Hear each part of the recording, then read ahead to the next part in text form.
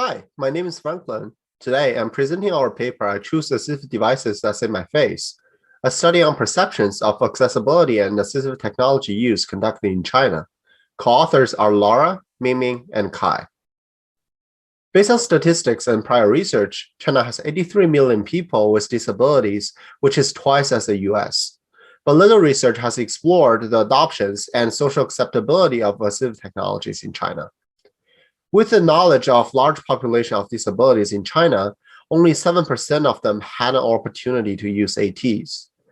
Beyond the low usage of ATs, there is a huge shortage of professional caregivers, which is equivalent to 1/185 of the number in Europe. In Chinese culture, some families consider disability as wrongdoings and sins in the past. In our research, we're interested to understand what are the practices and challenges surrounding AT use by people with various disabilities in China, and what are the design factors that influence the adoption and social acceptability of ATs in China. To understand the research questions, we conducted semi-structured interviews with 26 people with various disabilities in China. Participants were recruited through China Disabled Persons Federation. In our interview, we found that people with disabilities in China have a strong preference for using ATs that could show others their independence with minimal assistance with ATs and maintain their face and self-dignity.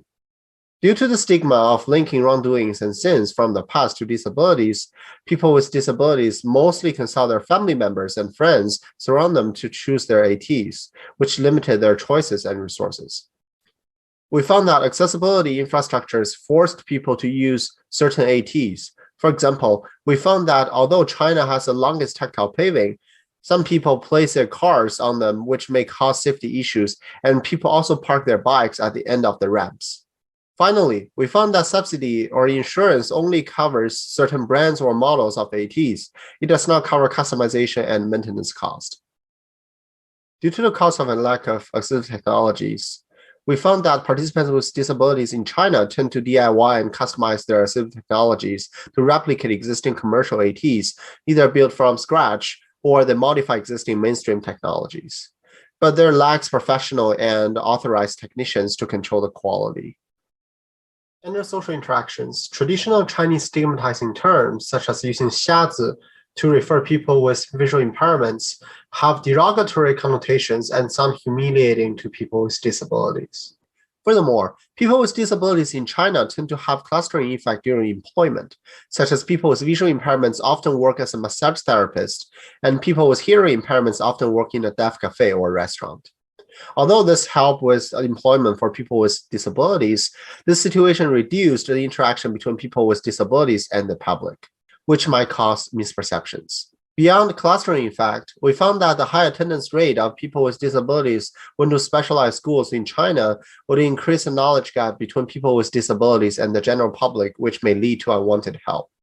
Beyond the misperceptions that were found under Western context, we found that there are 3 other misperceptions of ATs that are unique in China, which are ATs should overcome inaccessible social infrastructures, ATs are symbols of permanent disabilities, and ATs with more functionalities are better. For example, one participant mentioned that some people recommended her to modify her wheelchair to adapt the inaccessible subway system rather than how to make the subway system fully accessible. Based on our findings, we found that future research should focus on design ATs that maintain face or self-dignity in China. Future work should also explore low-cost fabrication technologies for DIY ATs and customizations in both urban and rural China. To reduce the gap between the general public and people with disabilities in China, future work should explore different media platforms such as vlogs and live streamings to reduce the misperceptions in the society.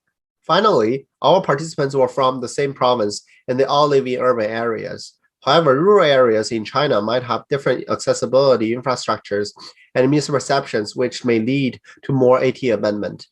Therefore, future research should explore people with various disabilities from different regions in China to understand different AT adoptions and challenges in social interactions.